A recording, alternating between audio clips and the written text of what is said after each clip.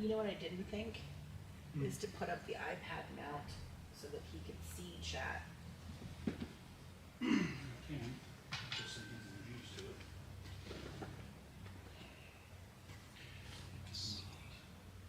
However, it's leaking. Sweet. So we have a plug over here.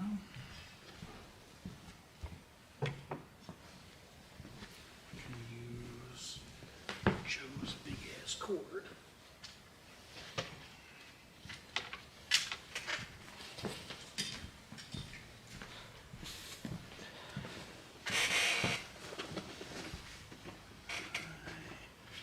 Just need a place to plug it in.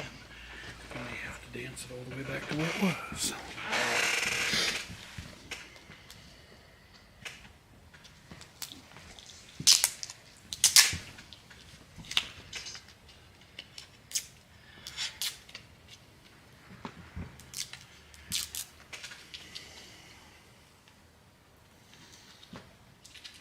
Don't have is another Twitch login. Sound is off.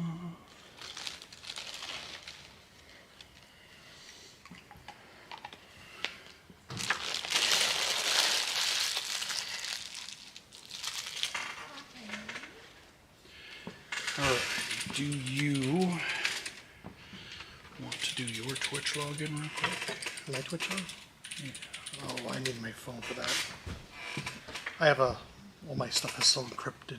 Oh yeah, we're 2FA for every damn thing now. My whole life is 2FA with all the stuff for the company too.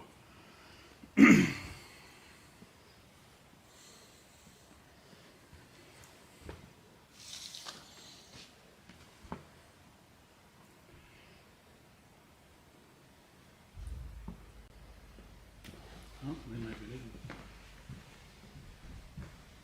Zach is supposed to be fixing Elliot's computer.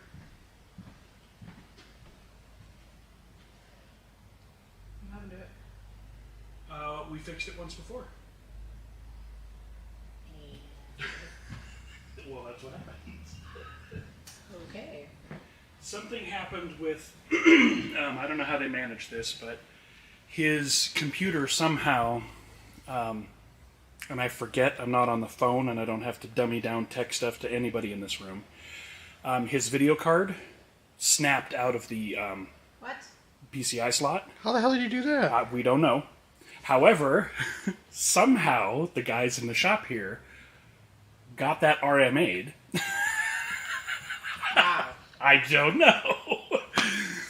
So they fixed his system and everything, put it all back together and rebuilt it. I think they may have done some upgrades at the time while it was all apart. Zach then took it to Elliot over in Sacramento, but Zach put it in the back of his truck, in the back of his SUV, and called us on the way, and he's like, hey, since the video card breaking was the problem, out of the slot was the problem the last time, do you know if those guys put anything to hold it in place or whatnot? Like, no. What would you... No, why? Like, what would you even use to do that? And he's like, well, because it just tipped over in the back of my SUV. So he put it in the back of his BMW to drive it to Sacramento standing up. What the fuck? But apparently it's been crashing on him for some of the games he's been playing, so they're tweaking with it. Signed in? Yep, I did. Okay. And if I leave this here, is this out of all the shots, sweetie? Why is Stream Elements doing that? What's that? That's stupid. Plugging the Star Trek thing? Yeah. We'll get that done this week. That camera needs to move slightly. Toward him? Oh, away. Towards that way. Oh, it needs to turn away from him? Just slightly. There you go. Perfect. Can you see this? Mm-hmm. See it perfectly. And you're already connected. Volume is down. Do you want your phone put away or do you care? Okay. It's all the just way weird across. if people can see your phone sometimes. Yeah, it's a little distracting too, so get rid of distractions. Yeah, it looks like the iPad is out of the shot. Nice. Get myself connected.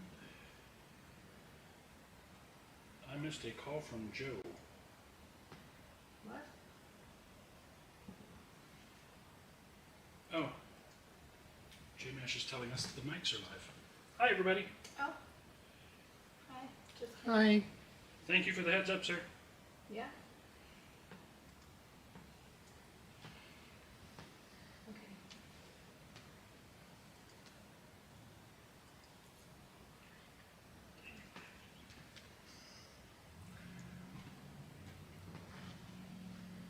Alrighty.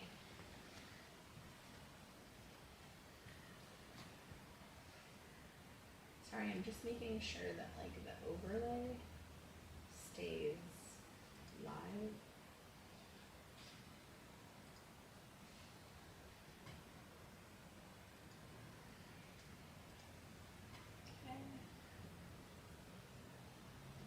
Okay, so we can switch over to you whenever you're good. Okay. You can come on over when you're. Huh? You can come over if you want. That's up to you. Okay. Otherwise, I'll just start. Well, and you can talk to us like you don't have to pretend we're not here. Yeah, because it's just a live chatting. So, Okay. let me transition over. So it usually takes about like a second or two, but I will start the transition now. And then it will change. And you're live. There you go. All right. Yeah, there's the audio. So, Yeah, you're good? you're good. I'm good. I'm up. Yeah. There we are. Okay, perfect. Don't pay too much attention to you because you will be delayed. Okay. Yeah, that will be delayed. Just, I wonder if there's any way to like maximize chat and like minimize the. It's okay. Well, hi everybody. I'm Zappa, aka Zappa Zach, aka Eric. I'm here to say hi to everybody. We're going to be doing something new. Basically, we're going to be doing things on tips, tricks to the how to do miniature painting. Also, we're going to be doing a little bit of assembly of models as well. Mainly, it's going to be fantasy for the most part because it's what I've been focusing on. But a little bit of sci-fi, a little bit of this, a little bit of that. Right now, today, we're just going to have a little chat session. Essentially, we're just going to kind of go over the basics of painting because a lot of videos are out there about how to paint or like some advanced techniques in painting, but nothing really on what do you do when you first start off? How do you put paint onto a figure? How do you make a figure, build a figure, how to base coat, just real simple stuff. What type of tools do I need in order to start painting? So this is basically just kind of like a starting off point. We're just kind of chatting a little bit today, kind of show you some things, give you some ideas about how to start your own hobby of painting figures, little miniatures. A little bit about me. I've been painting since I was probably 12, on and off for the most part. There was nothing really out there for me when I first started out. It was just basically kind of learn how you go. Did a lot of stuff that looked like just base painting, base coat painting, and then just kind of progressed from there. Eventually, I kind of self-taught how to do shadowing and how to do highlighting just on my own because there was nobody really there to show me or to teach me anything. But I've made a lot of mistakes, made a lot of pitfalls, and I was hoping maybe I can help you guys if you want to start the hobby of miniature painting to kind of avoid those things from now and in the future. Some of the things that which just got kind of costly as time went on and kind of frustrating, but for me, for the most part, miniature painting is a way to relax. It's you kind of get all the problems of the world kind of go away, and you just kind of focus on what you're doing, you and the miniature and some painting, and Yeah, just kind of soothing. Have a little bit of music as I was paint, and yeah, it's just a good way for me to unwind from a hard day from work or whatever the case may be. We'll have lots of painting sessions where I can actually show you what I'm doing and how some techniques. In the future, we'll have Riva, or Floof, as we call her, Yes. come in, and I'll kind of show her on how to paint as well, because she's really interested in doing that. We'll show how to do terrain as well, Oh, I forgot to even give you and the these multiple terrain. techniques that will help you along the way. Um, As you can see, I got a bunch of stuff out here already, just things I've collected over the time. This is technically only like a quarter of the stuff I have. It could be a costly little hobby, so basically I wanted to say, just starting off, you really don't need a whole heck of a lot. And we're going to go over that for a little bit. I'll show you some stuff that I've done in the past, and stuff that's more recent. Just to give you an idea where I'm at. I am not an expert painter by any means. I call myself intermediate type of a painter, as I'm still learning some of the advanced techniques. I'm not like a Jennifer Haley or Annie, or excuse me, what was the name again? Oh, sorry.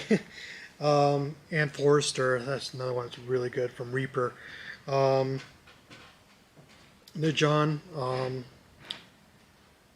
Ningon, another excellent painter that's does a lot of YouTubes. So I've met a lot of these painters too. They're really good, excellent teachers. So, anyways, show you some of my earlier work. That's just kind of makes me shudder a little bit now. I don't know if you could see that or not. Oh, hold on one sec. Let me change views for you. There you go. Okay. Just kind of a little bit of a thing. It looks more like a base coat for the most part. Got all those little details, but they're just not that great. I have done better jobs. Did a little bit of shadowing on a little bit of highlighting.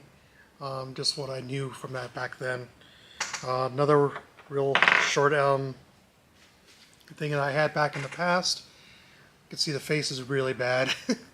The chainmail turned out not too bad, but and some of the other details. But it's kind of like some of my earlier type works. As I went on, I learned how to base coat, how to highlight better, learned how to base coat, how to remove minis, and so forth. This is more of my recent stuff. Although I tried a little bit of freehand, as you can see some of the yellow spots back there on the cloak. The detail on that is incredible. Like I don't know that I would have a steady enough hand to. I mean, look at like the sash around his waist and the metal bits, and I mean, it just looks incredible. Yeah, I'm real happy about the eyes too. The eyeshadow worked out really nice in this one. Yes. It's incredible. That's really good. A little bit of a thing with this particular Pathfinder mini. The sword is actually attached to the base, so I actually had to remove it. And this one came with a base, and I went ahead and changed it out to my own little base. Kind of similar to this one, where I actually sawed off the mini and put it on there.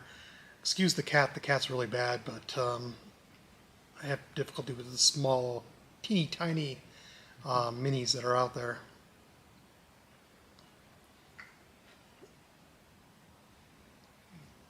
This one's not too bad. I had to redo it completely one time because I tried to use a paint-on sealant, and I just totally ruined the whole mini and had to take it down to base. Here's another one that's kind of roughed up a little bit because I had many plays with this kind of character, an archer. So he lost his bow, unfortunately. It's really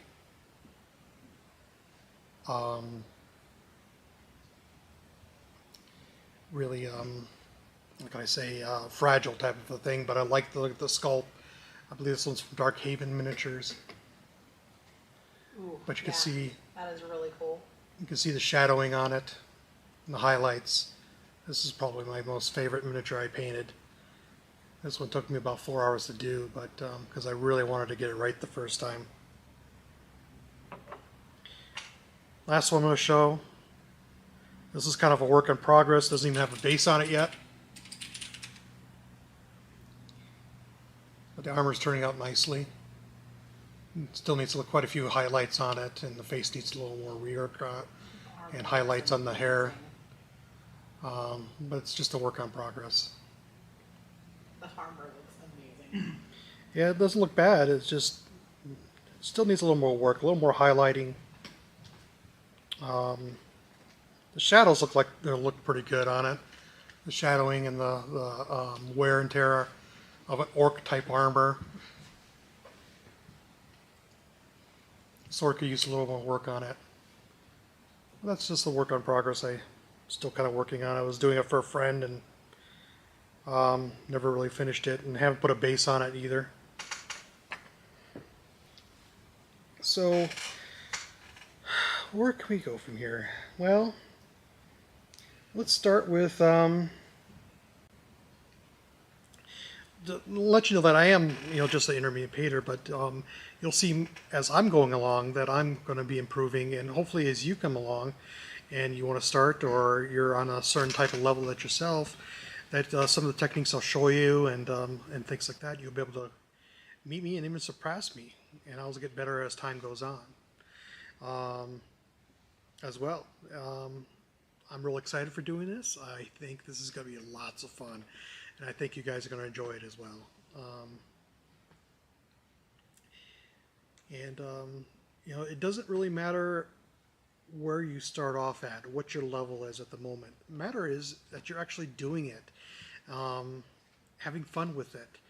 Doesn't matter that you're going to be doing Golden Demon anytime soon. Although that's one of my goals in life, is actually have a mini and try to compete in something like that.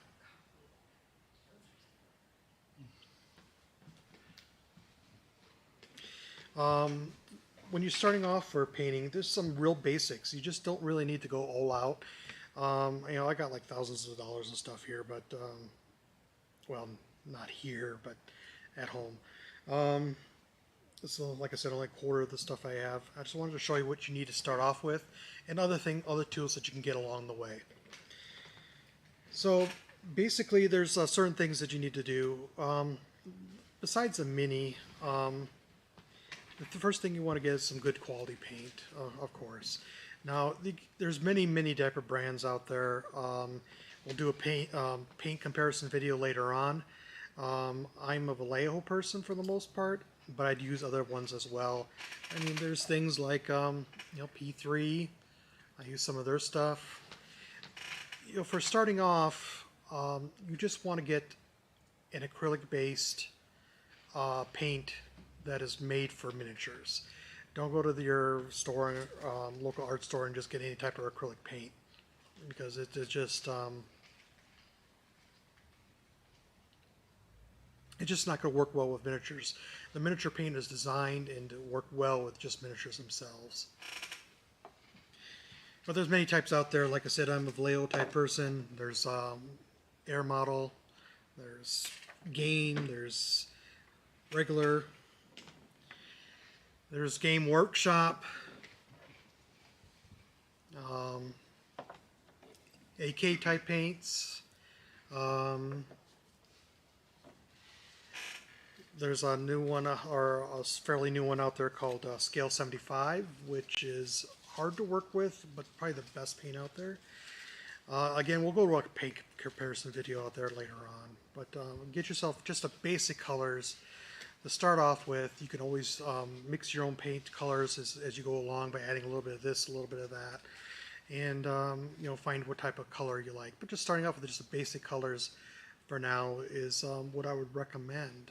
Your red, blue, green, yellow, white, just real basic at the start off with, so you get the feel of how the paint flows. Next, you probably want to do is get like a primer. Primer is what we put on the mini beforehand to help the paint stick to it. There's different primers out there. There's brush-on primers. There's spray can primers.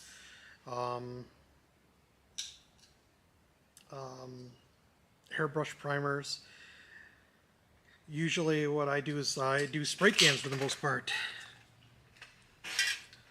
Like there's GW has their own style of primers. I tend to like them a little bit because they do get on pretty nicely, but there's other primers out there, don't get me wrong. Are those spray primers specifically made for minis, or were those just like spray primers, like, you know, that you'd find at like Home Depot, that you just happen to like the quality of them? These are specifically made for minis. Okay. Can you use something, a primer from like Home Depot? I think you probably could. Okay. Is there like a difference in like the paint or something, or like the? For the most part, for the primer, it depends on the how much of how fine the spray comes Okay, out. that's what I was gonna ask, like the size of the. Yeah, because there's a certain way you have to prime too. You can't just sit there and go, psst, because it just will ruin your mini, get rid of the details and so forth. There's a special technique, and I'll show that later on, how to prime. It has to be a real fine molecule. You could test different ones. I tend to go with GW for the most part. I like the GW primers.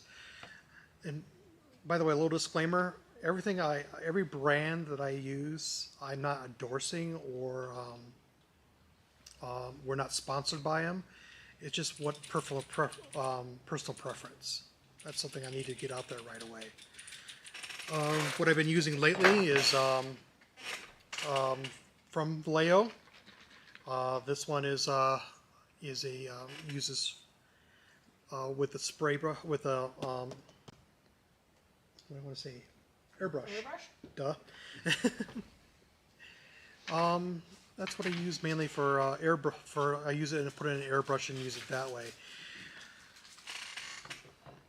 But you can paint this on as well. I can just use a brush and use it that way.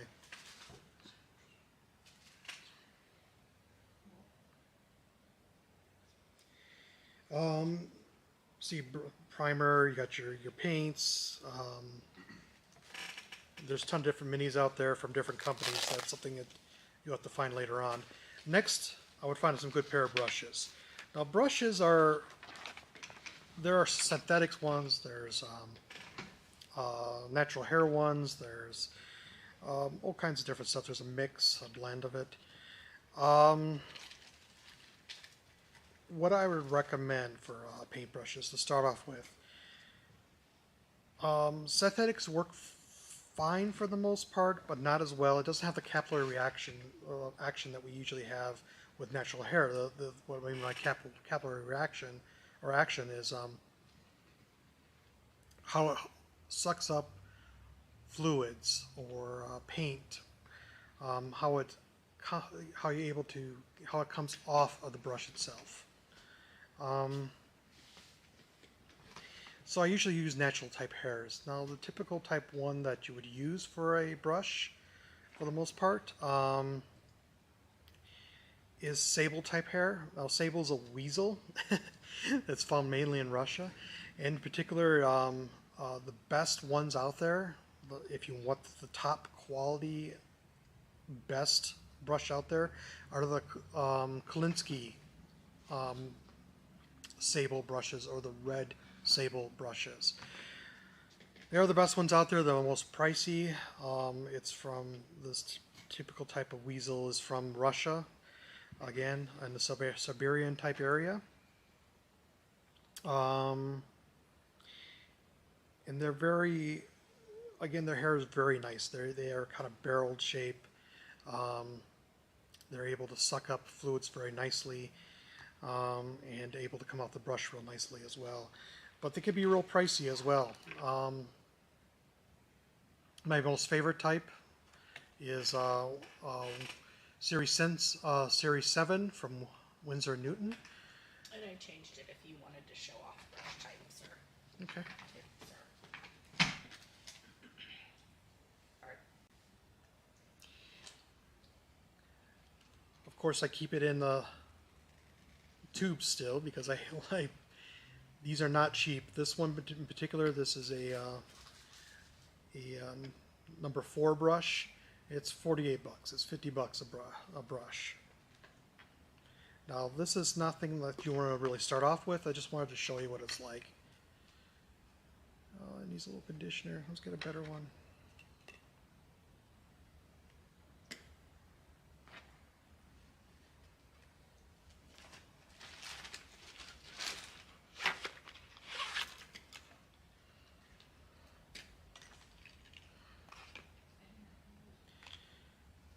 This is a triple out brush, which you can see is Da Vinci's type style, which is rounded. And it comes to a very nice point.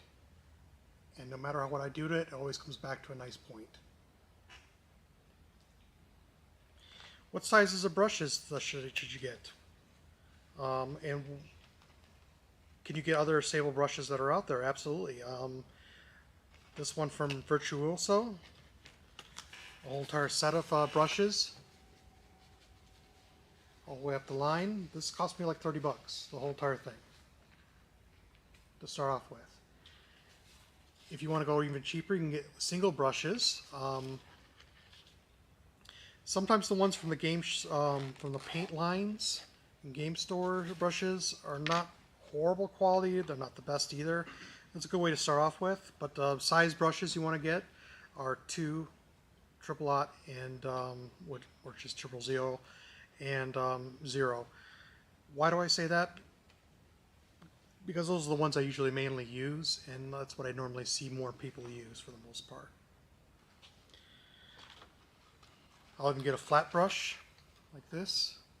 That helps with base coating and for longer areas. And those 3 sizes, Eric, is that for just minis, or would you use those 3 sizes for terrain also? For mainly minis. For terrain, I'll start using bigger brushes, like this one right here. Why for that? Because you're going to do what we call stippling, which is kind of like this type of motion, so you can cover larger areas quickly.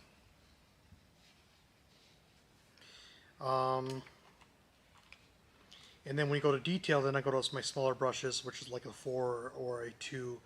So for terrain, I would go with a larger brush versus a small one, unless you want to go for some really fine detail that is there, like vines on a wall or something like that. And you want to paint them green and not get it on anything else. Then I would go with a smaller brush.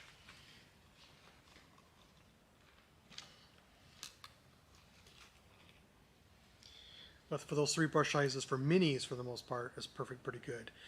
Now, there are different hair brushes out there too that they use. Some will say just sable brush on it. Those aren't bad. They sometimes will have like weasel and badger and rabbit kind of mixed into it. They're not bad. They actually work quite well. There is a synthetic sable brushes out there right now, which are really good. Not as good as the sable brushes themselves, but they do the job well. I tend to stay away from synthetic. I have used synthetic in the past, and I tend to use them for,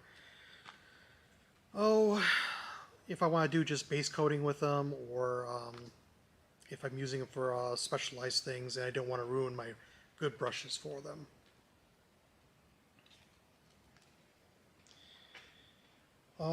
What else could I say besides using this? I could also tell you a little bit about the anatomy of a brush.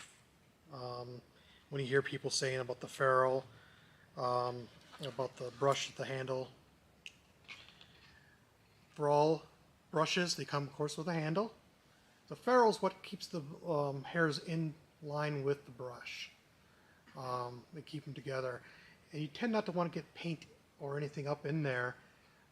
If you do a little bit, that's not going to end the world, but you don't want to constantly put paint up there because it'll start flaring your brush out. You want to keep your brush to that fine tip on there. Let's see, other brushes besides Sable and the Winsor Newton. I look for what they call Da Vinci type style brushes. That's what they're named basically. There's a brand of Da Vinci out there. It's just the type of brush that you have. You got flat brushes, you got fan brushes. I even use makeup brushes, Badger makeup brushes. What's a Da Vinci brush? A Da Vinci brush is just basically what I have in my hand. It's just you got the handle of and the ferrule, and the brush, the actual bristles are rounded, coming to a point. Oh, okay. Does that make sense? I didn't know the term for that. I didn't either.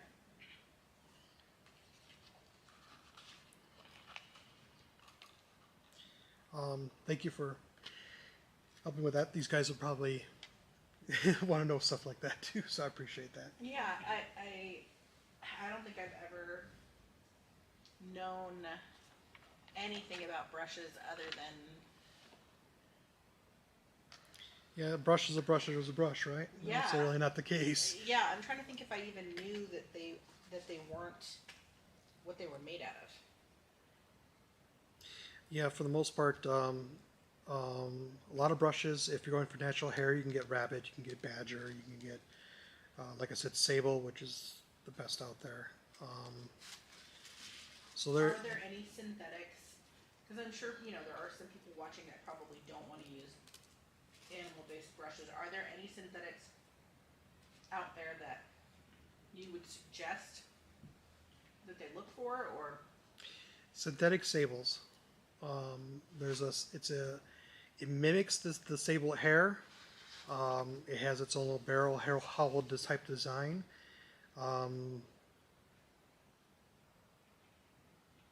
They have the very close to the same capillary type reaction. I understand there's a concern about using animal hair. To let you know, though, with animal hair, it's not that they're killing the animal and taking the hair for the most part, because they want to save their animals to make more hair. So they do a lot of shaving of it. But I can see your concern too, that maybe you don't want to use animal hair. And for synthetics, what they call a synthetic sable is probably the best one you can get.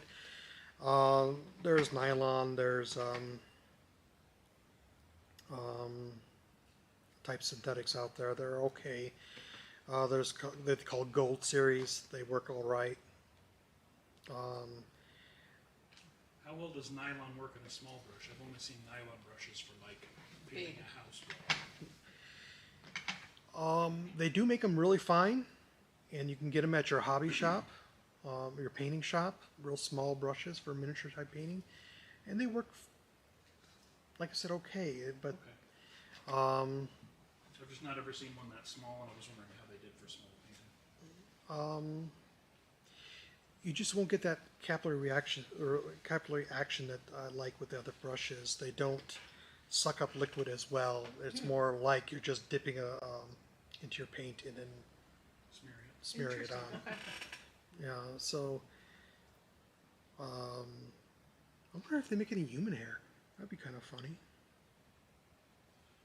I mean, Well, anything that grows hair sheds hair, so yeah, it's a keratin strand. So. so it's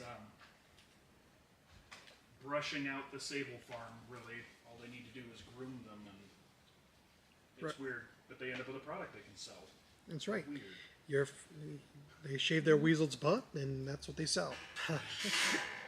But it works really well. I mean, the staple hair it's very highly prized. A little bit of a side note with the sable is one time it was illegal to have sable hair because it was such a tight market, and it's such a small little thing, so we're worried about people over exhausting the disabled population.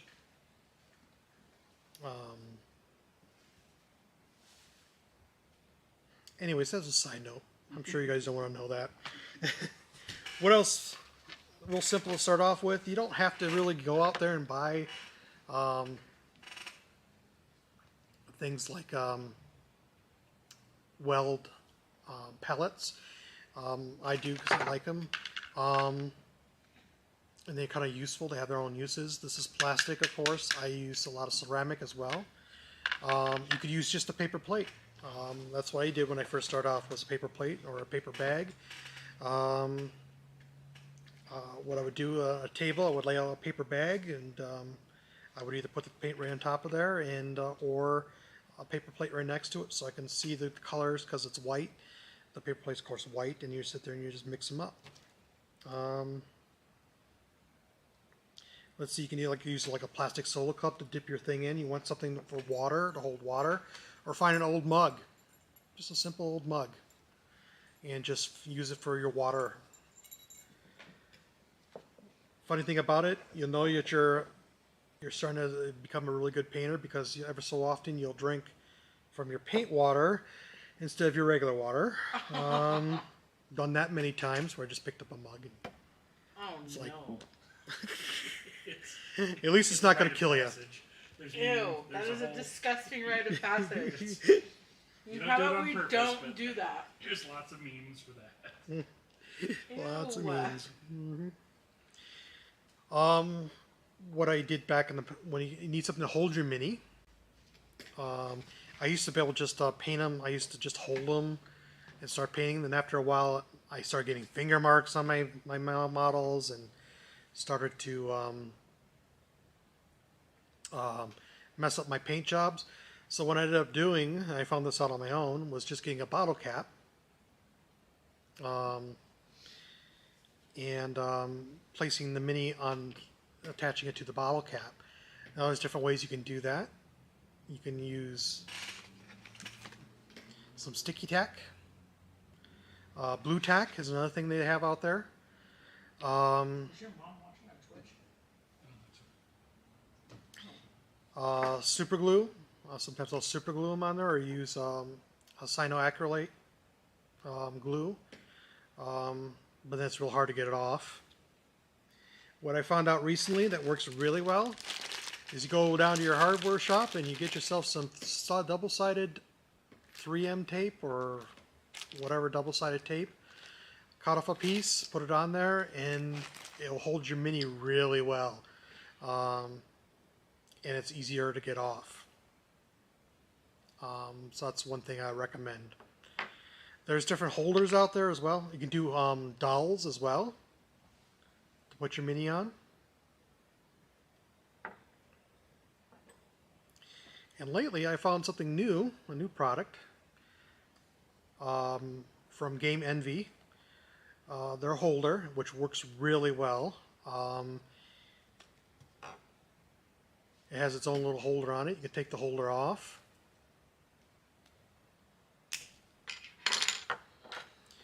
And just like your bottle cap, this screws on bottle caps. And you can sit there and paint your mini. If you want to straight out a mini, you can just unscrew it, put a new bottle cap on, and go from there. You just got to rotate. You can rotate them in your hand, and they just hit really nicely. Want some extra stabilization? Put an arm on it. There's a smaller arm, and you can hold it, sit there and paint your mini.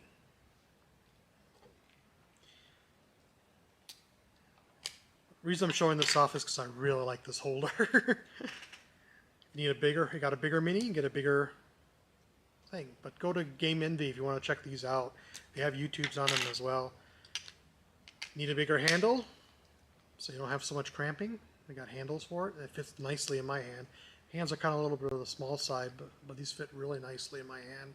And I think they'll do well with larger hands as well. But you could turn your mini as you're painting along. Oh, that is awesome. Mm-hmm. Nice, and like you don't have to twist your arms. Like you can comfortably rest your arm. Mm-hmm.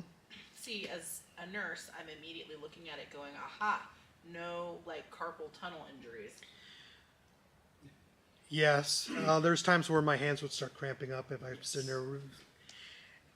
And when you see me painting, for the most part, you're gonna see me kind of take my mini, and I'm like really close. I'm like this half the time. And I'm resting my hands, my arms, and my hands are for a nice stable work area. You always got something resting. Sometimes I'll put like a pillow here and rest my arms on the pillow, so I'm not cutting off my circulation so much. You know, just sit here and just keep on painting. Let's see.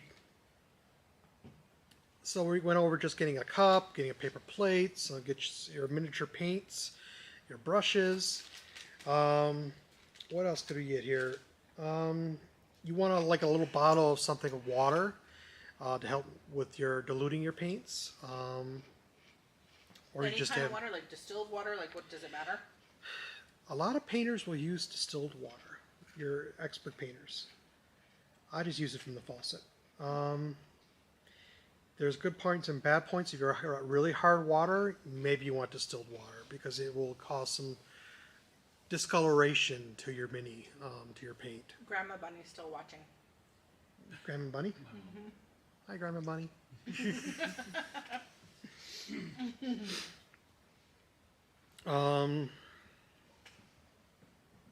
my favorite word of the day is So, but if your water is not too hard, you can use just tap water, and I tend to use that. I'm kind of leaning towards going to more distilled water lately, because I'm just getting to that next level. Oh, let's see, paper towel. Just get some old paper towel. Doesn't matter what it is. It helps clean up stuff. Nice little paper towel.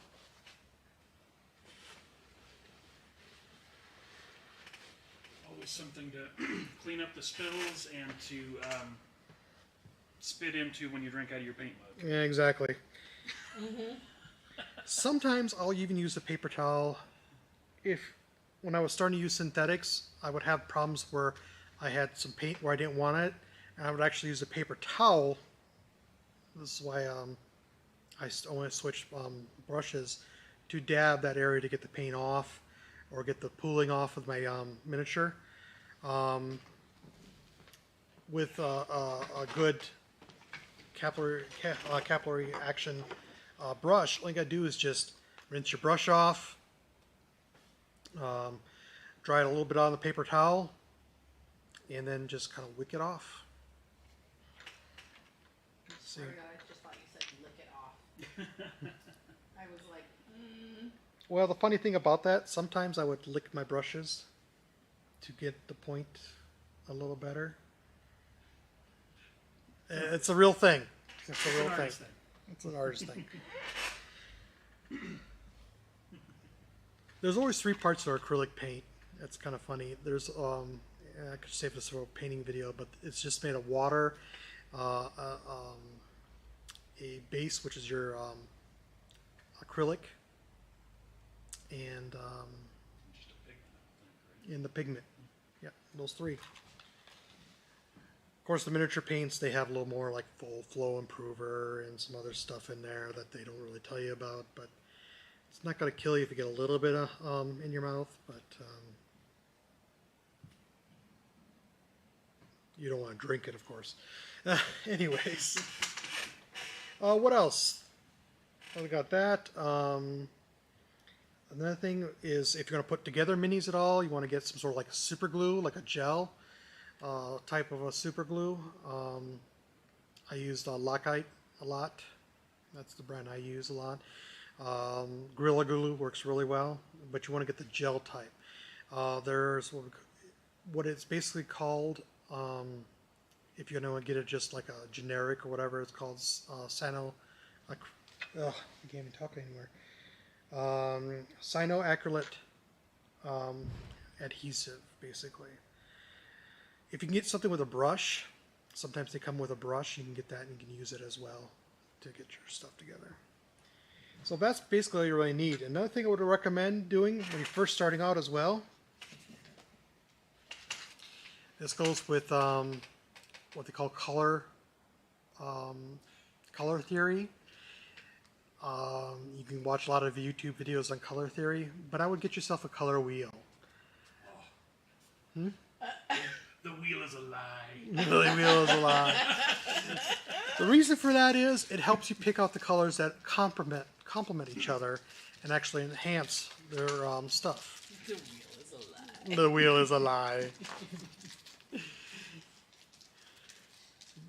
But you can see what different type of colors you can get from your triads to your tetrads. What's complementary, what you can use, what you can put together and make the colors either pop out or work well together and not a bit of an eyesore. For instance, like this one, the Archer one, you can see I have some reds and greens. They work really nicely together, and the purples as well. They kind of fit all together. And if you use your color wheel, it'll tell you that red and greens work well with each other. Direct opposite.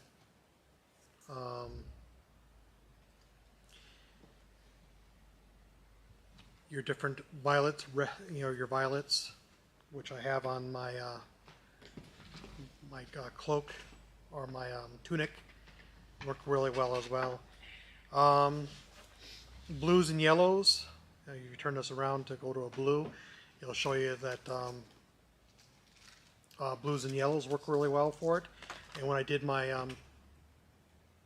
my cleric, her outside was blue, but the yellow made the blue stand right out, made it pop, and vice versa.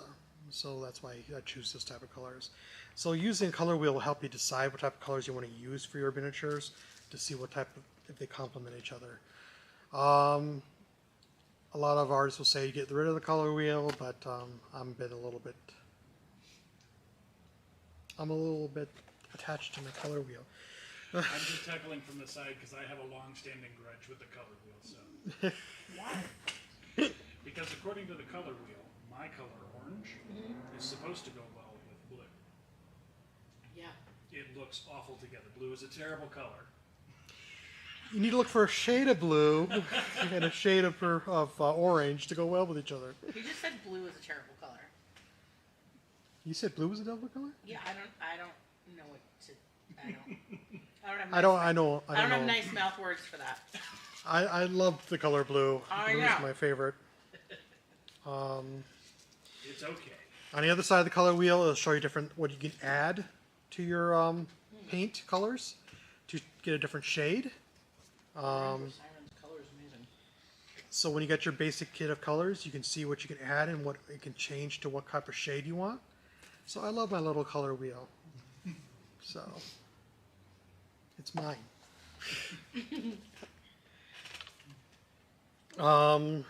As you get along, you don't need the color wheel as much because you get to understand how the color wheel works and how to do your figures.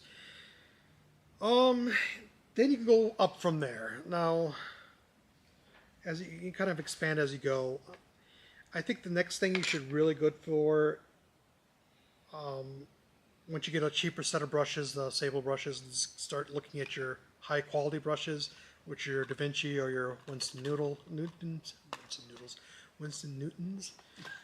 series. Noodles?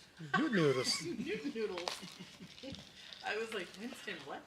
Like I said, you can just get some virtuosos, which are just kind of like a mix of Sable and some other ones, and they work really nicely, and they're only $30. You can get every one you want. It's just a brand. I'm not gonna. You can type in Sable brushes for miniature painting, and Amazon, and it'll bring you all kinds of different varieties, different brands.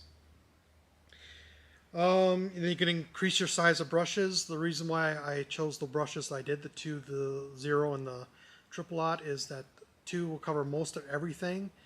0 will get you a little bit further down.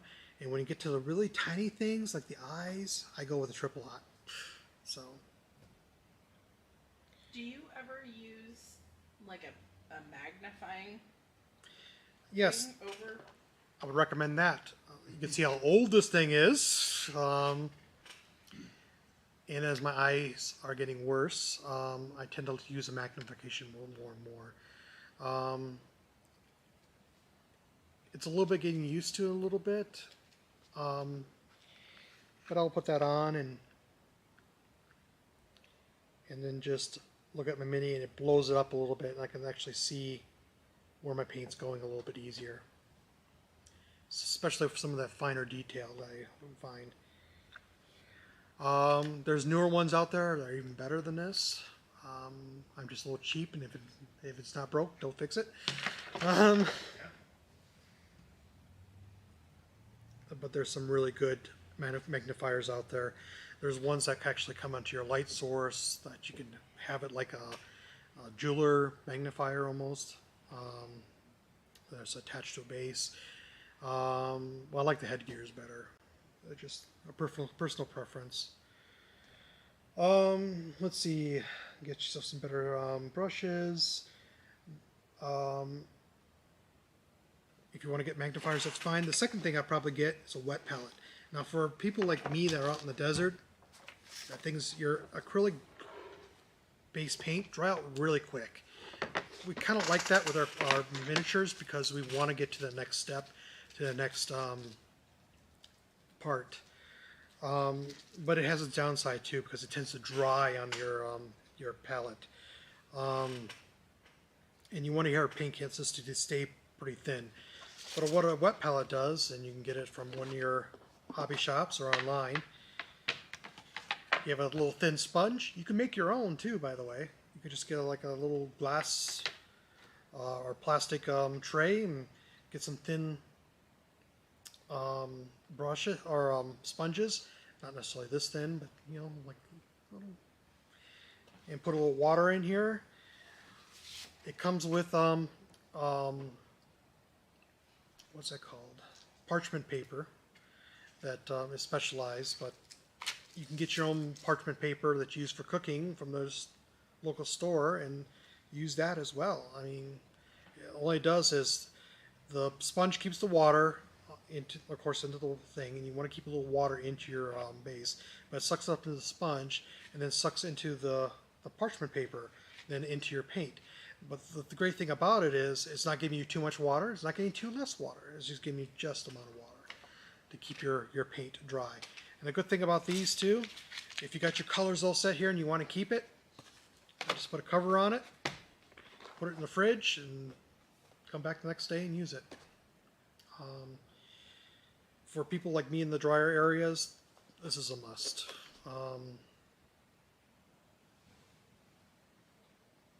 If you're in the more areas that are more humid, you don't have to worry about it as much. Like if you're from Florida or something like that, your paint's going to stay wet for quite a while. When you're painting, how long do you have to wait? Like, can you only paint like one little thing and then you have to wait like hours for it to dry? No, that's the great thing about acrylic paint. It dries so fast. We're talking just minutes. Okay. I wasn't sure, like all the YouTube videos and stuff that I've watched, like whether they cut out the drying time. You know what I mean? Mm-hmm. Typically, when you're first painting, and this is something we could do later on,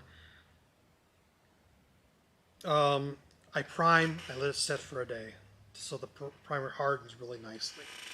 Then I do a base coat and I'll let it sit for about a day.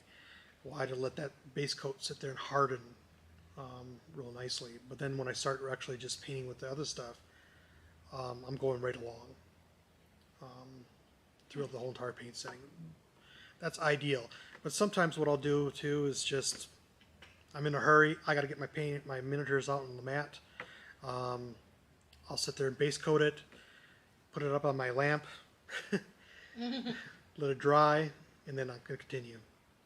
But usually 5 minutes and it's dry. So it's better to use heat than like have like a fan or something that you're... You can do a fan. Some people do heat guns, believe it or not. Carefully, I hope. Carefully. especially for plastic. Middle is not that much of a deal, but they'll use like a heat gun on it to speed up the time. Shit, just don't pick it back up again. That's what the Bobcats are for. Yeah. Yeah, as those melt on them. Oh, besides dowels, you can also use medicine cups too. Medicine bottles. That work really nicely too. Yeah, the acrylic paints are really nice for how quickly they dry. When I was in high school and first started painting, what we had in my little town were model car paints, which are tester paints, which are oil-based. And they took a long time to dry. That's the bad thing about enamel paints and oil-based paints. It take forever to dry, and they're so toxic. You can't, like with acrylic paints, you can put them down your drain. You can put them somewhere safer and not harm the environment. As with the enamel oil-based paints, they are very harmful to the environment. Do I use enamel for my miniatures? Sparingly. A lot of it has to do with metal work, metal painting. But I use them very sparingly. I mainly use acrylics. Why do you use enamels and oils on metal? It just sticks better? It gives a better effect for the most part. Okay.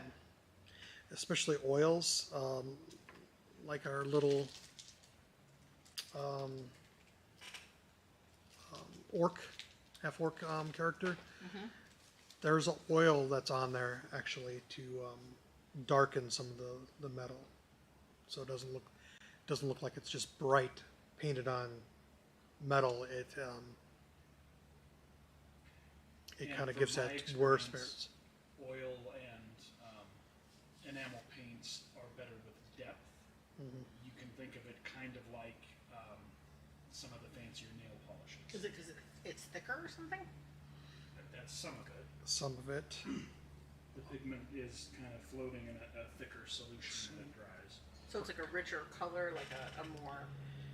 Yeah, the enamels have better metal type thing because the metal flakes are actually floating in the substance. Okay. You can get that type of effect with your acrylics.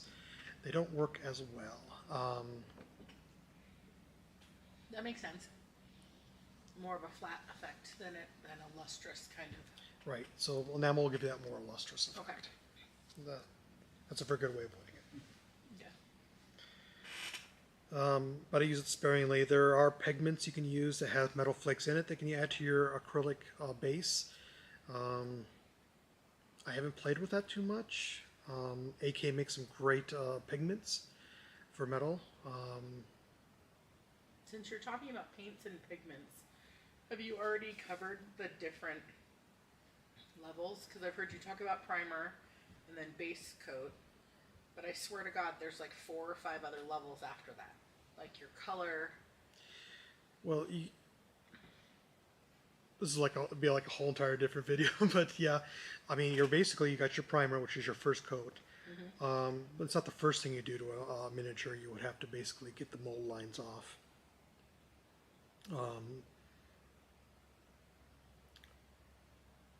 If you're going to start with something from really scratch, you don't have to get rid of the mold lines. But anyways, to start off, it's of course your primer. Then you'll have your base coat, which is putting on just basic colors. You're not highlighting or shadowing at this point. You're just putting on your mid-tone base coat.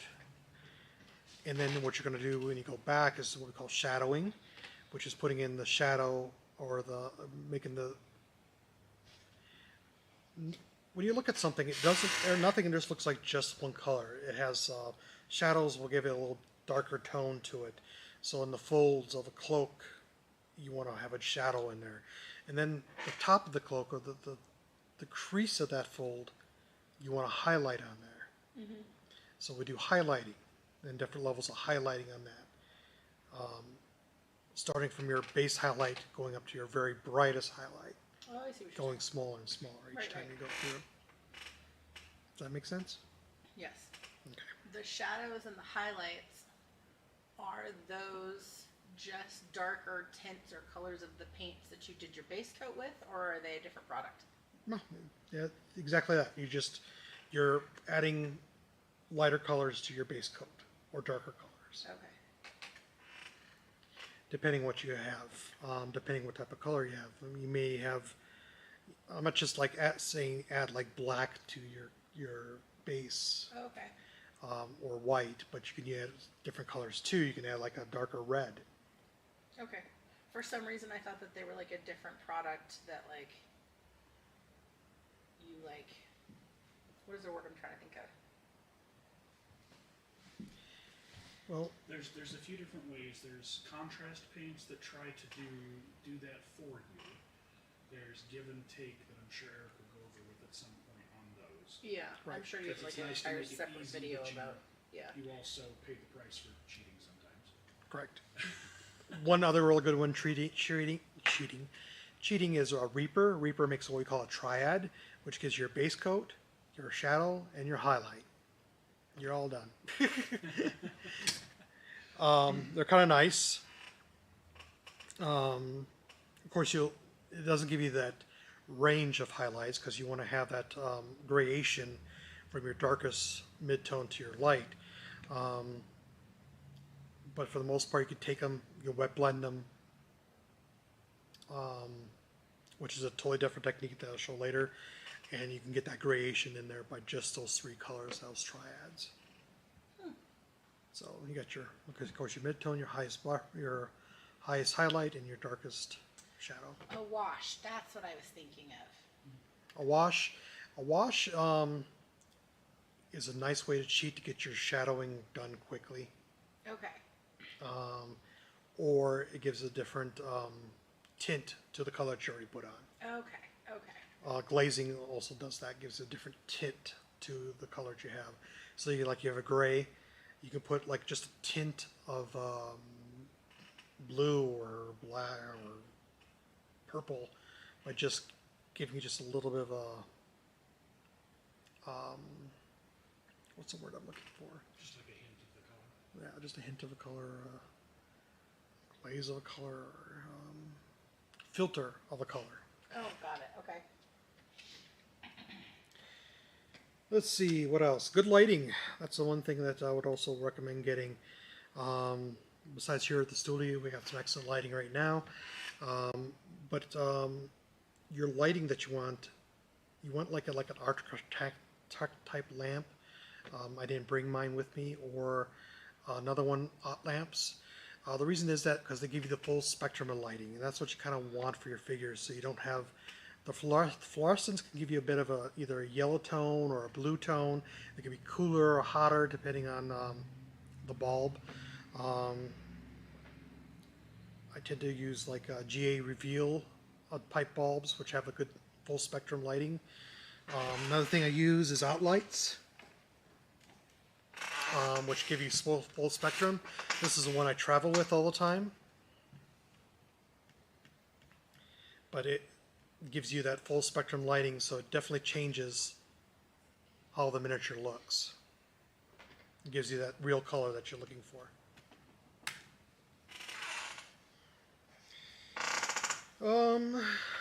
Let's see. For cleaning up your mold lines or putting together your miniatures, I told you about the super glue. We can also do what we call pinning. So you get yourself a pen grip, or a vice pin drill vise. And you just have different drill bits. I have a larger drill bit because I was doing some wargaming, putting magnets in. But anyways, we use that. We do pins to help put things together. Green stuff to help attach stuff together if it has a lot of big gaps. I use green stuff quite a bit. If I want to smooth out an area that's real bumpy or it's really just fine, I'll use what we call millipunt. Just saying what it is. It's alright. It's almost a two-part polymer when you mix it. Yeah, when you put green stuff is basically you take it has a yellow and it's blue and you mix them together and it turns green, and right there and then you need to put it where you need to put it, and then after it starts to harden and it becomes almost like really tough plastic versus almost like a metal adhesion between two pieces. Very cool. If it's really nice tight fitting, you just use super glue, like I said. Yeah, we'll get that. Removing mold lines for the most part, I use X-Acto knives, but the thing with that, with your X-Acto knife, you want really one dull X-Acto knife to be able to remove your mold lines on like plastic. On metal, I get a set of files. These are diamond needle files with different type of flat and circular, wherever you need to get to remove the mold lines. And we'll show you how to clean up the mold lines later on. For plastic, I use sandpaper, different grits of sandpaper. And you do all this before you... Before I even Prime. prime, right. Get through the mold lines. What sucks sometimes is that you might miss a mold line. When you prime it, the mold line's going to pop out at you. Oh. And you got to sit there and you got to remove the mold line and then redo brush on your primer for the most part, or redo it. You don't want to shoot it again because then you're just filling in all the detail. Right. Oh, that's right, because then it'll just be all bland, because all the little tiny crevices and stuff will fill up. Also, get yourself a little cutting mat. They got little ones. They got really large ones. Quilters know how to use these. I use a little small one, so when I'm doing my cutting work, I got something that's protecting the table. You could probably even paint on this if you really wanted to protect your table. It's not a bad idea either. One of these work really nice. One of the things that I did when I was working with a lot of glue and paint and stuff like that for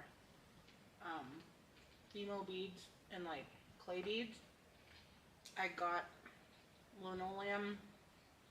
They're like, I don't know, you can get like you can get like rolls of it, but on a table surface you can get the re-stickable, I don't know, like fake backsplashes and stuff like that, and lay those down and work on top of those. I would just get the linoleum like tiles.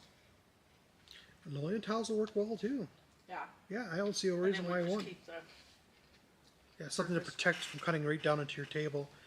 Especially if you got a nice kitchen table and you're doing that on your kitchen table or something like Just don't take that. the backing off of it, but the re-stickable ones, like the cheap and expensive ones, you just put them down and peel them up. But paint and all other stuff, like even solvents, don't go through it. Nice, nice. It's just the, like the stuff that looks like tile, but it's like fake. It's like bendy. Like you can roll it. Mm-hmm.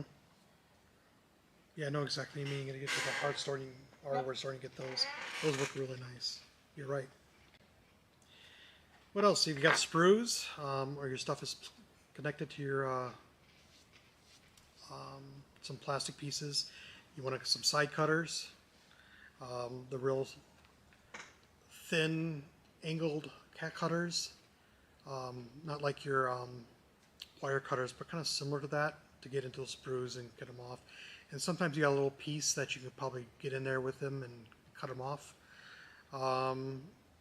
There are different styles and different qualities of these. These are just kind of general I use for more sprues. I have what we call God hand side cutters as well. Those are for really detailed cutting, getting really close to the model. Let's see, if you want to take your model off, let's say you got the one that already has a base attached to it.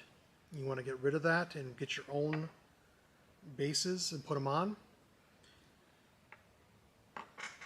Matter of fact, you got a really big one. Here's a base from Secret Weapon. That's how big it can get. And switch them to different bases to make them look really cool.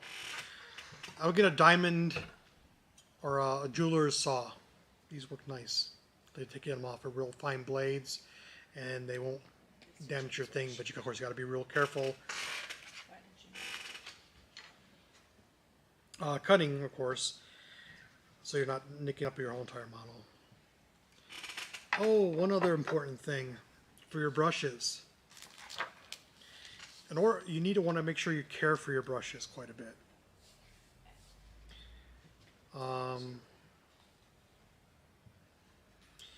This right here is a brush cleaner that I use quite a bit. What they do is they condition your brushes so that they're like hair. Since they're real hair, you want a conditioner in them to keep them from getting too dry, because when your hair dries it kind of bristles out and you want that nice point. So these kind of help condition, clean, and condition your hair brushes so that they always look good.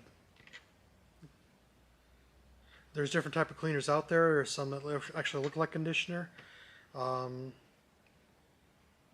they're especially made for acrylic type paints and your hair brushes. Does that make sense? I hope. You have to rinse it out, or you leave it, You leave them. and it doesn't mess with like the paint on it, or. I will rinse them off before I use them. Oh, okay. So it's like a deep conditioner, like you just leave it on there to condition them and then rinse it and then you Right. paint on them. So what I basically do is I take it. This one's dried out. I have to get a new one. But you take the stuff, you put it on your brush, you roll it around, you kind of condition it on the brush.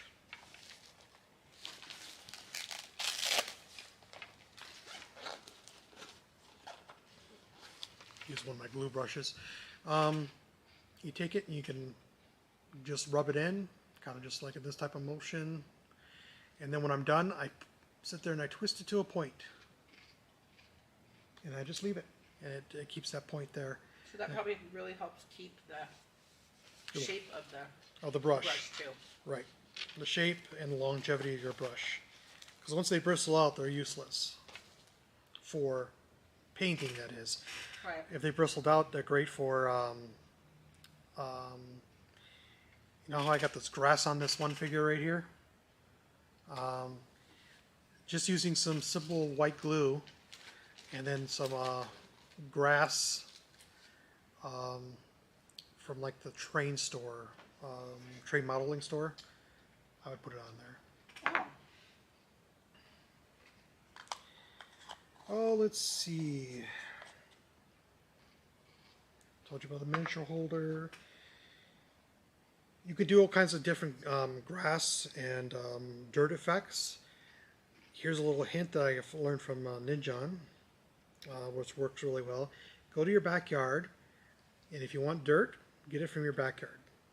Take your dirt, put it in the oven, let it cook so it kills off everything on it. Put it in a little thing, and there's your dirt. And it gives you different, makes it more realistic dirt for your bases. I never thought about having to bake it. That's a good point. Well, yeah, because you got old bugs in there and bacteria. You want to fry it all. Big bugs, Oh, I mean, which are better for bases. yeah. But yeah, you know, all kinds of things can be in the dirt. It's definitely better to murder the microbes. Okay. Since you're using green stuff or Milliput for your filling into areas, you just sell some candle working tools. They look like dental instruments for the most part. These are sculptor tools for miniatures, but they work well for me. And that helps you shape and flatten the green stuff into the hole that you want to fill. And you'll see me use it one day. When I make out one of those miniatures, I have an auger that has a lot of holes in it that I have to fill. Don't fit very well together, so. Like smoothing out like the join seams and stuff like that, so that it looks more. Like it looks, yeah, so you don't Like see an the actual seam figure. anymore. Okay. What else would I recommend for painting? Airbrushing. Now, airbrushing is a beast on all of its own. And if you're going to get into airbrushing, I would get it sooner than later. Because I'm still learning on it, because I've been a brush painter for most of my stuffs, but get your compressor, a small little compressor that's only about that big, and an airbrush. Wow. So this is mine. And learn how to use it. Start practicing with it. I'll probably have it's a whole entire video on learning how to use one of these, how it's adjustable and so forth. Yeah. What do you guys think? I think that's really cool. The compressor's in there, or it can't be in there. It's No. like a little machine. I didn't bring it with me. It's Ours is hella loud. there. Some are very loud and some are not too loud.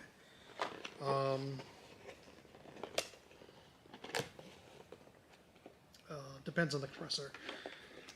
When I first tried it, I got one of those bigger compressors, and yeah, they were extremely loud, and I just got rid of it.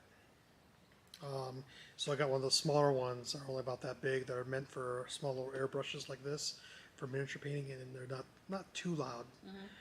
You don't want to do that when somebody's trying to sleep, of course, but Right. you know, they're not louder than they're much less less loud like than a vacuum cleaner or a hair dryer even. Now, that's different paint though. For the airbrush, yes, they're very thin paints, or you could take your base paint and thin it down with a special thinner, airbrush thinner. It just takes a lot more, and it depends on your paint when that you can actually do that.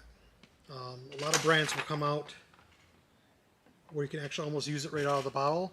This is from Vallejo. It's Model Air paint. It's really thin stuff. Works really well. You just take it straight out of the bottle. You put it in your paint, your airbrush, or you could thin it a little bit, and I'll use that right directly into the airbrush itself. Do you also brush paint with it so that the colors Yes. are the same? Okay. So Yes. maybe that's just like a faster way to get like, I don't know, your base colors or, okay, what about, can you prime them with an airbrush? Yes, as a matter of fact, I do. My Vallejo gray, I tend to use that the most, and I airbrush them. Okay. Spray Because them I with can airbrush. see that being a quick way to airbrush a whole bunch of them. All right. Oh, and talk about primers a little bit. There are different color primers. There's gray, there's white, and there's black, right? Which one do you use? Yeah. It depends on what type of figure you want to paint. If you're going for a space marine, they're kind of a little darker color, then you go black. If you want something a little lighter, like a fairy, or you're painting a white, Dress on something. something like that, maybe you want to go with a white. Okay. Gray is a good middle point for everything I found, for light and dark. And I tend to paint a lot more matted than most people. I paint a little more realistic colors. So my go-to has always been a gray. So I found that out. I've seen a lot of people paint with black. I tried that for a while, and I could never get my light colors to look good. I tried white, and then I would have problem with my dark colors. So gray is a good middle point. Sometimes what I'll do is after I prime, this is a little bit of a trick, a little bit of a tip. I will paint my, I'll do another primer almost, like a base coat paint, like black on some of my dark areas, and I'll do a white on some of my light areas. Well, that makes sense. So Yeah, that makes sense. it's like an undercoat. And there's also what we call, we could do like what we call pre-shadowing, where you can do a darker. What I've seen some people do is they'll take a black paint and they'll spray the whole thing, and they'll take a white paint or white primer and they'll prime over on top of it of the lighter areas that you want to highlight. I've seen tricks like that too. That makes sense, because then when you lay the color over it, it's like the depth is already built into it as the color goes from the light primer to the dark primer. Correct. Yeah. Correct. And it helps bring out those colors. Yeah, I can see that. What else? What do you do when you're done painting with that? Like, do you seal them? Do you cover them? Do you? After I'm done painting them, um, you have to be real careful with it. But I have used varnishes. It's medium thinner. There are different type of varnishes. There's a satin varnish. That's kind of a paint-on type stuff, or you can airbrush it on if you thin it up nicely. Me, I like spray can. I'll actually sit there and, like similar how I prime it, I will use crayon crystal clear and sit there and, just like I did with my primer, I'll seal them that way. These are really nice. I like these. They're fine enough to get there so it doesn't obscure your detail or make your character look waxy. Mistake I did with brush on varnish. Oh, too much varnish. It made it look waxy. Okay. But I would assume that you need to, if you want longevity out of it, that you need to protect them. Correct. Like my Ranger, I didn't varnish it, and that's why they're all chipped. Oh, okay. Does that make sense? The paint itself is pretty good. I like I know I'm a Vallejo person for the most part, but Vallejo is really hard for the most part.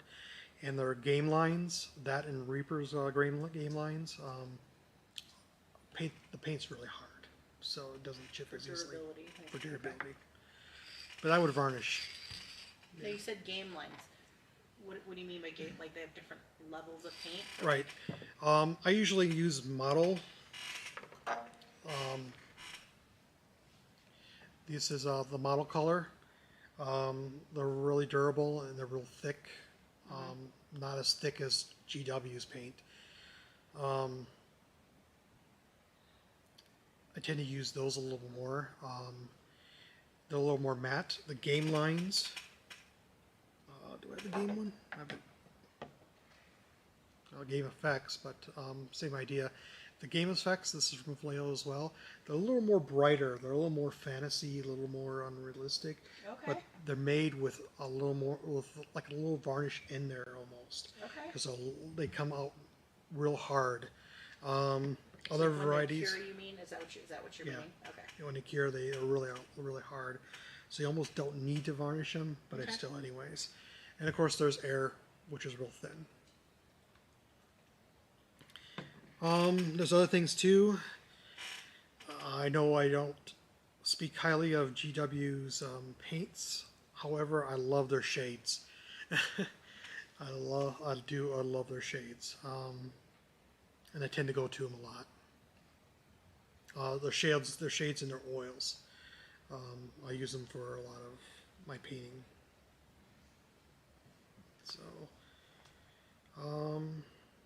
So that's the differences anyways.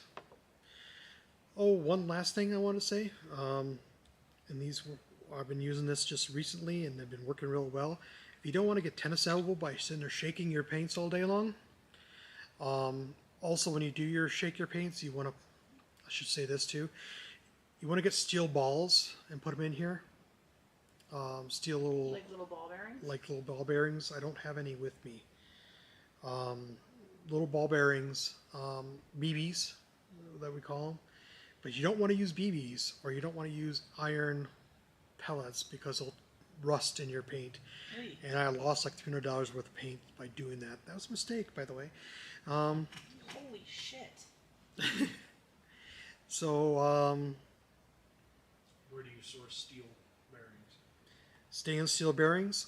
Army Painter makes them. I've seen them by Army Painter. You can also go to your store if your paints are kind of thin, like your airs. You can use plastic beads and put them in there. Oh, they won't like disintegrate or. No, not the plastic ones. Not the stainless steel. Don't, of course, don't rust. Okay. So, all my bottles of paints will have ball bearings in them. So you can sit there and shake on with the ball bearing in there, and sit there and shake and shake and shake, and eventually you're going to get some wear down in joints, and as older as you get, like I do, it gets a lot harder. So what I got was an oscillator. This thing right here. And what does this do? This is like a medical oscillator that we use for mix up your blood and so forth in the lab. Or in the science, you want to mix up your solution. When you turn this on, it oscillates. You can put this on there, and it mixes your paint for you. It causes a little vortex inside each of the bottles. Where'd you get that toy? Amazon. What? I've not seen that. That's cool. They're kind of loud. I mean, we could plug it in and I can demonstrate. Especially with some of my... I took a paint out here that's kind of really separated out with the pigment on the bottom and the acrylic on the top. There's plugs right behind you. So, Other side. demonstrate.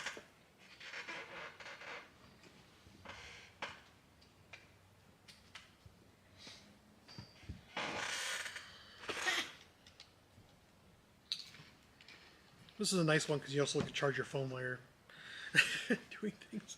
Anyways, this is just a particular type of model. This is by the 4E's Scientific Company, and I got it right from Amazon. How's the paint stay on there? You have to hold it.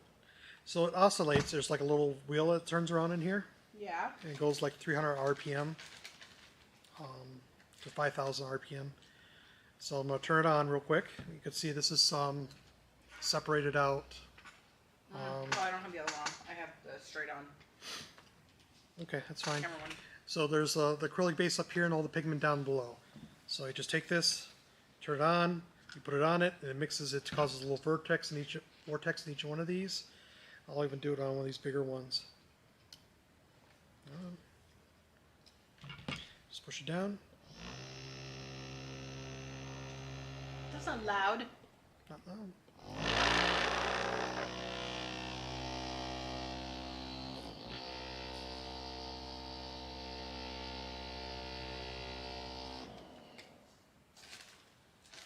There we go. Fully mixed. What? That's actually really cool. I want one now. That's amazing. Yep, so I'll do it like upside down for a little bit. Oh, it takes like 5 seconds, 3 seconds. Turn it upside. Okay, that's really cool. I don't know if you can see the vortex on this one. Probably not. Not only because it sounds like a vibrator, but because, like, you could use that for resin also. Shake the bubbles up. Yeah. For you ladies out there, you can use this to for your nail polish. Really not where I thought you were going with that. I think that would hurt. Yes, which is why I was about to be like, no, sir. No, we are not recommending this. That's hysterical.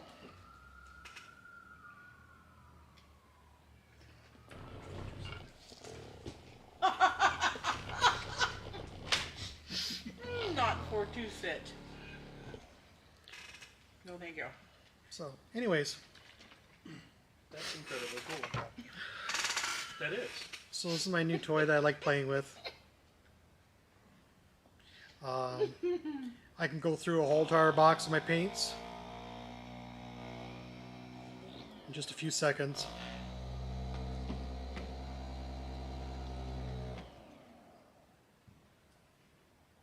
Just like that. So this is one of my favorite toys. Okay, that thing is incredible.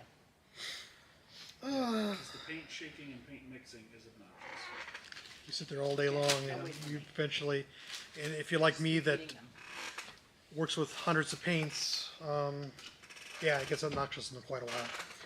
Well, and it sort of stinks because you'll be on a roll and you'll go to reach for something, and you're painting, and you're like, oh crap, this isn't ready, so now you gotta stop what you're doing to shake this thing up, and you're in a hurry. Maybe you don't shake it enough. Now it's all watery and gunky and all over your model. Well, 'Cause you I were mean, in a hurry. they're going to be That's silky really cool. smooth and like well mixed. The pigment will be evenly distributed. Plenty of time to drink from your paint mug. It's great. Totally. Totally. I love that acrylic paint. I wonder like how is that like a serious meme like among painters? Oh yes. Yes. Oh geez. So it's okay. It's a happened real to all thing. of us. You Yeah, know, Gunzu was like, oh yeah, I've done that before. Put the mugs too close together. Yep. So I try to keep them separated very far apart, but even still, I forget where it was. I'm sitting there really concentrated, and I reach over and, oh man, Well, it's because you keep reaching that way to clean the brush and whatnot. right. So you're already programmed to go for that mug. What other things I get? I get like little carry-on, little things that hold nail polish. Michael's has a bunch of organizers like that. Yeah. So I buy those to keep all my paints in. If you want to get real fancy, you can make a whole entire area with paint racks, but I haven't done that. Oh, this is just one of my cases. To keep all my paints in, Oh wow. little different colors. But yeah, we'll go through quite a bit of what about bottle paints versus dropper built paints and the different type of paints, what their good things or bad things. There's no perfect paint out there. There's some really good ones, there's some bad ones. The ones are okay. It's all kind of personal preference. I don't like GW paints, but that's just me. I know people that with GW make some awesome, incredible things from them. And this is completely opinion. You don't know anybody anything, so you're definitely due to express your opinion. So. Oh yeah, totally. Yeah, like I said, I'm more of Leo. Is it AK, the new ones I was looking at? I don't have a brand. The AK is one of the modeling paint and pigment. Yeah, I like AK stuff. I've been playing with that. Scale 75, supposed to be the best paint out there, but the hardest to work with. I've not heard of them. There's only one game store in town that sells them, and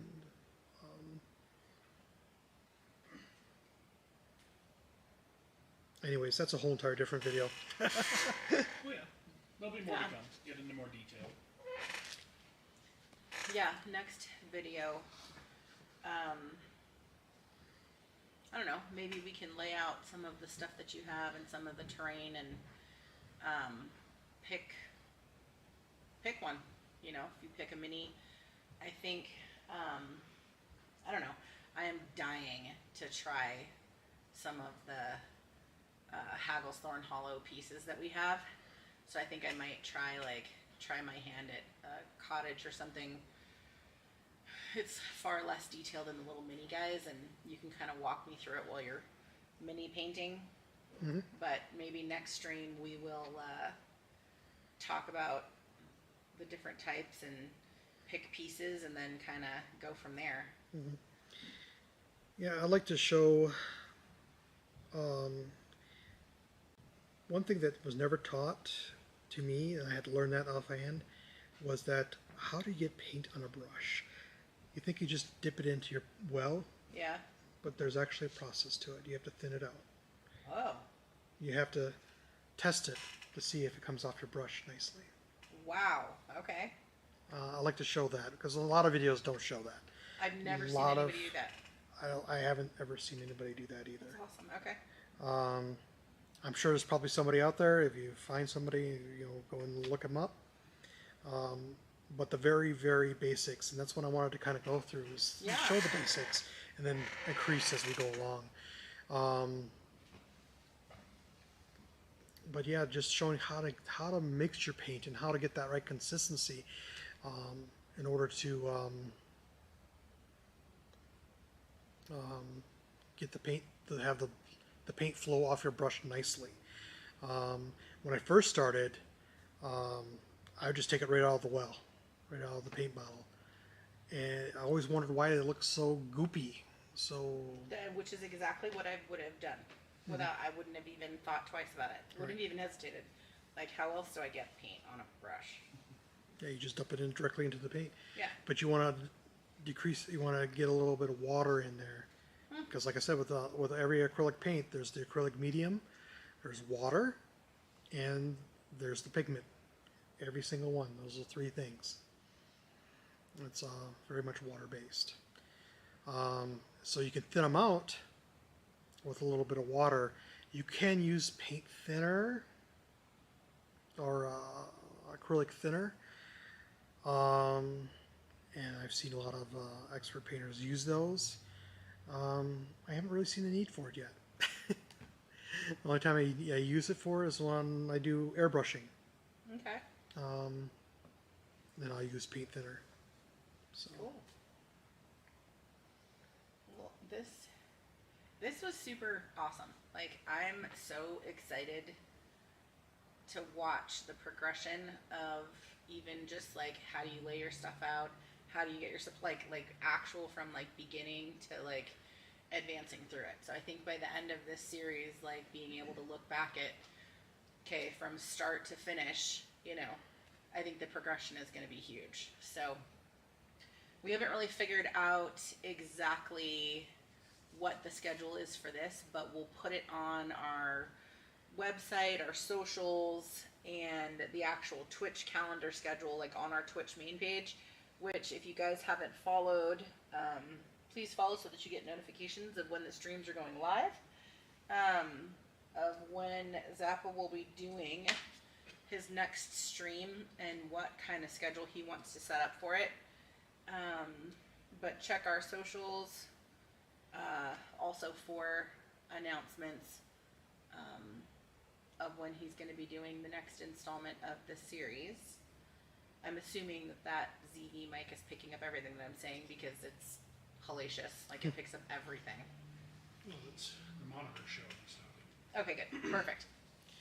Do you guys have any questions out there? We haven't done much in the chat, but The chat, I think I have to fix on the theme. I mean, it's the first time that we've used the theme or run the theme, and I think most of the people that had been jumping in and out watching actually look like they're fellow painters. Several of them were commiserating with you about drinking the paint water. And if you guys do watch this as a VOD and you have questions, either leave them in the comments if you see it on YouTube, or head over to our Discord. We'll put the Discord links. Actually, the Discord links are already in chat. They're like 2 above my last comment. Head over to the Discord and tag Zappa in the Discord to ask your questions if you guys are watching this after the fact or you're watching it off of YouTube on video on demand. Our Discord link might not actually be visible to you if you're doing it on YouTube. We'll have to. It's in our link tree. It's in our socials, which are all over YouTube. But we'll make sure that we have the links in the description so that you guys can find the Discord, or just put your comments on YouTube, and Zappa can get back to you there too, on our YouTube channel under the video on demand. okay. All right, guys. I really appreciate you having me here. Like I said, I'm not an expert per se. I'm sure you got a lot of tips and tricks your own sleeves. Some for my fellow painters out there. It's been real fun, though. I really appreciate the time. I'm looking forward to doing these, so maybe we'll have some tips and tricks that you guys might not even know. We'll see. Yeah, I'm super excited. Well, I think that is it for us for this evening. And we will catch you guys this upcoming Sunday. Should be our normal streaming I can't ever say this without being dyslexic. Prismatic Dragonfly Tavern. And Gaslands. We haven't decided when yet this week, but we will have a meeting this week as we continue to work the kinks out of getting the stream ready to be regular content. Yes. All right, you guys, that's it for us. Good night.